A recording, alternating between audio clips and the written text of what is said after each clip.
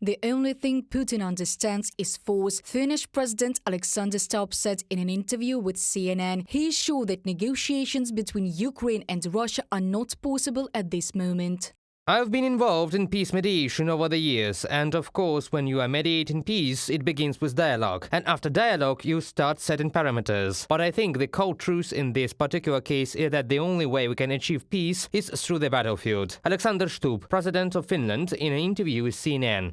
Russia cannot be trusted when it comes to peace negotiations. Deputy Secretary General of NATO Micha Dione is convinced Moscow will use the truce to regain strength but will not abandon its plans. That is why, according to Dione, it is so important that Ukraine moves closer to joining NATO and the European Union.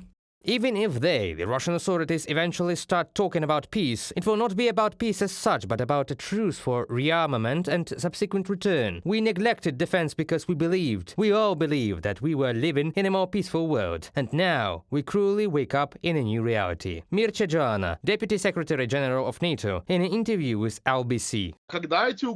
When these threats begin to be absolutely real, both foreign intelligence services and analytical centers, such as the Institute for the Study of War, talk about it. They look at the absolutely inadequate behavior of Russian troops in Ukraine, at the fact of the violation of international law, facts of genocide. Of course, they understand that with such a dictator, a cannibal, all their agreements, even hypothetical ones, will be worth nothing. Moreover, if we analyze the situation even more deeply, I think no one will remember a single international agreement that was fully implemented by the Russian side. France does not intend to maintain a dialogue with Moscow after telephone conversations between French Defense Minister Sébastien Lecornu and Russian Defense Minister Sergei Shoigu. The Russian Ministry of Defense stated that during the conversations, I quote, "a readiness for dialogue on Ukraine was noted." The report also said that negotiations in Turkey could be a starting point. The French government called this message a lie. Moscow distorted the content of the conversation.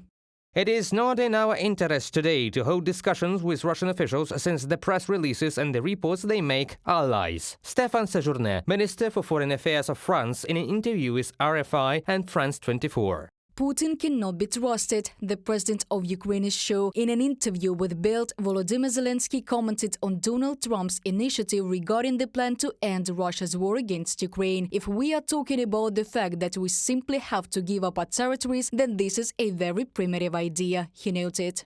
We need weighty arguments, we don't need a fantastic idea, but a real one. This is about human lives. We cannot make jokes and we can't take risks. We are dealing with Putin here. Everything he has said so far, after that, he acted differently. We cannot trust him. We can agree on anything, but it is a question of whether he will stick to it. Volodymyr Zelensky, president of Ukraine, in an interview with Bild. The Global Peace Summit in mid-June in Switzerland will bring together the leaders of the countries participating in the Ukrainian peace formula. The purpose of the conference is to create conditions for achieving lasting peace in Ukraine, as well as to develop a concrete roadmap for Russia's participation in the peace process, the Swiss government said in a statement, Reuters reports. Reported by Diana Kolesnik, Yulia Bil, UATV News.